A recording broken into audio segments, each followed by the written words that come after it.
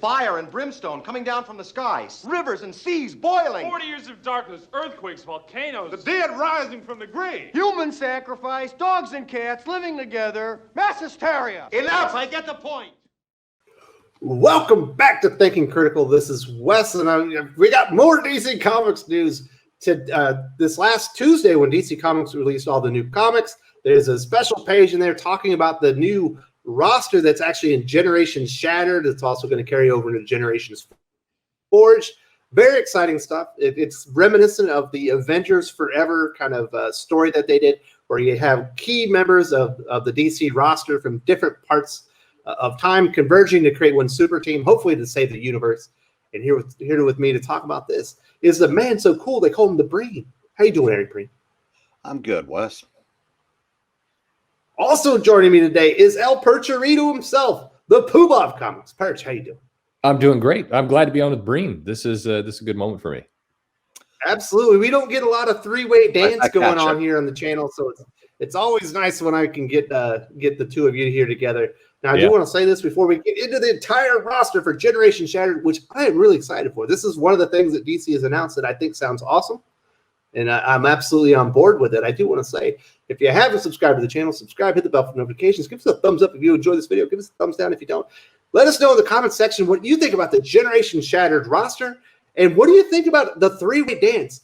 Thinking Critical, Eric Breen, and the Perch all in one video together. You want more of this? I can always try. These guys are busy, though. All right, let's get into this roster. This is the page that's showing up in all the DC comics this week. Obviously, we got Batman, Superboy, Sinestro, Kamandi, Starfire, Dr. Light, Booster Gold, and Steel, all in this series. Now, Breen, these characters are all from different eras. The first one is going to be Batman. He's got the purple gloves on, debuting 1939. The original purple gloves wearing Dark Knight, representing the foundational golden age of comics. What do you think? Should he be leading the team? Why not? And I'm going to assume that this Batman takes place right after he stopped using guns. Yeah. No, why not? I said that they've got characters from pretty much every era represented. I would have liked to have seen him toss in maybe one more golden age character between Batman and Superboy. Unless this is the 50s Superboy, then they can say they got all the decades. But I think this is an interesting idea. I love this idea. Yeah, I do too. I liked Avengers Forever. I think DC, it's been a long time, so it's nice to see them tee something like this up. And yeah, I think this is a good book. My only complaint is that it's basically 2 issues. It's not an ongoing or like a 12-part miniseries. Yeah, do a 12-part, like stretch out all of 2021. Why not? That would have been a nice thing. But no, you can't complain. It's a very interesting cast, and I like all the dynamics of what they're going to be able to do here with it. Obviously, the other big character representing Golden Age, Superboy, debuting in 1945, straight from the 30th century. It's young Clark Kent Superboy during his time as the Legion of Superheroes. Now, Perch, this is interesting. Obviously, there's been many iterations of Superboy, but they're going with the original Clark Kent as a youngster. Is this the right choice? Well, I think it's an interesting contrast. So actually to Batman and Superboy. So with Batman, a lot of these heroes are used to Batman being the leader. They're used to Batman taking charge and being able to do that. But this Batman is very early in his career. He really hasn't been that Batman yet. So it's going to create an interesting dynamic of heroes kind of expecting him to be more than where he might be. And the same thing with Superboy. This is a fairly green Superboy, full of optimism, hasn't had the seasoning of any of the stuff that's going to come in. It's definitely going to provide a pretty extreme contrast to Batman in this stage of his life. So these 2 characters, who are kind of 2/3 of the Trinity of DC, are going to be very different versions of themselves than what we're used to. So they playing off of each other is going to be pretty fascinating to watch, and I think it's smart. I think it's cool. Yeah, Breed. So it's interesting. Almost, all the Superboys we're kind of familiar with have all had Superman there to kind of get them through the tough days and show them the ropes. But this is going to be the original Superboy that's kind of learning it all on his own. I think Perch is right. It's going to provide some opportunities for him to fail and learn from Batman, maybe. Or maybe Batman will learn how to be a better father. Well, what's interesting with this idea is, all these time displaced characters nobody's going to be familiar with anybody else as far as who should lead, who should follow. Now, I'm guessing that one character that's going to try to take over the leadership role will be the pre-villain Sinestro, who even before that was a cocky sumbitch. And so I'm guessing your conflict is going to come from Sinestro's natural inclination to lead versus Batman growing into one. I'm going to guess that the Superboy character will be okay with following someone that he sees as more experienced just by virtue of being an adult. Yes. The Emerald Dawn miniseries, I think they were called, that bridged the gap between the old Green Lantern series and the one that started in 1990. They added to their backstory, and Sinestro was a trainer of Green Lantern. It's kind of like a Kilowog before Kilowog, but something happened that he basically got a Magneto complex, for lack of a better term, and decided he was better than the Guardians, better than everybody else, and that his way was the right way. And then in later years, he's kind of become a tweener depending on who's writing him. When they added his daughter to the mythos, but I mean, at his core, he is a villain and pretty much always has been, with very few exceptions. So you think we're going to see his villainous side come out first, or like maybe he's maybe using some of these characters, or he's got something maybe not so friendly in mind?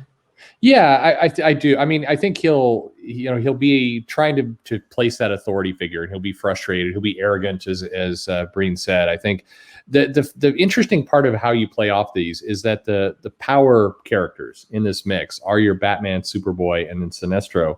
And then you have characters like Booster Gold, who, and maybe Dr. Light, depending on what time period they're plucking her from for this series. They know how this plays out. They know Batman becomes a leader and kind of sells in. They know Superboy becomes this very iconic figure. They know Sinestro becomes evil. And so they know where all this is going.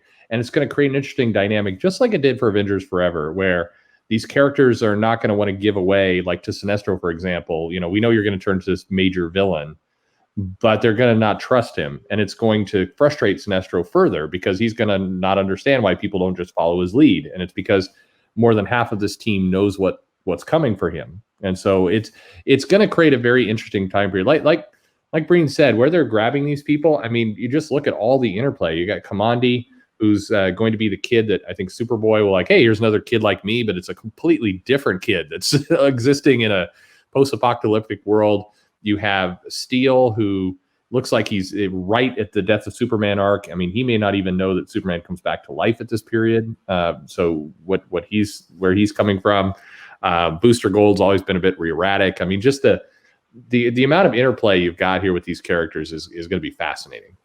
And Superboy is going to be the one from the Legion of Superheroes, so he should know that Sinestro's a villain and Batman's a hero too, right? He might, but I mean, it depends on when they grab him. If it's young Clark Kent during his time at Legion, I mean, he probably wasn't going back and studying that history. I mean, it all depends on how much he knew by then. Yeah, exactly. I think based on the drawing and everything else and kind of what they've written here, it feels like we're going to get a pretty green Superboy very early in his career. And then, of course, Booster Gold. I don't know about you guys, but I'd seen Archer before I ever read anything with Booster Gold in it.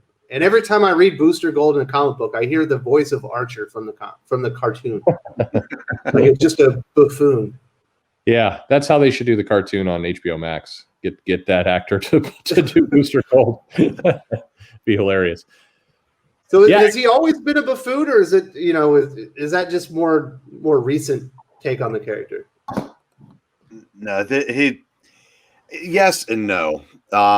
He was always initially he was self-serving because his original origin was he was kicked out of college for throwing football games. And so when he came back to this time period to make money, and then developed into a hero over time. But just like a lot of characters, as they go forward, they kind of become caricatures in lesser hands. If you want Booster Gold done right, you look for what Dan Jurgens wrote.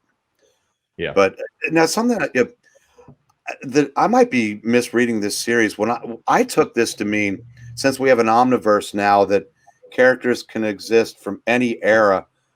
When you say like the original Batman, I'm thinking Batman of the late 30s from the Earth that he was on. Are they positioning this as this is all the same Earth, but just at the beginning of it? Because I was reading this like a 1930s Batman, a 1940s Superboy, 1980 Starfire, 1985 Dr. Light. And if that's the direction they from different universes that have existed throughout the DC universe.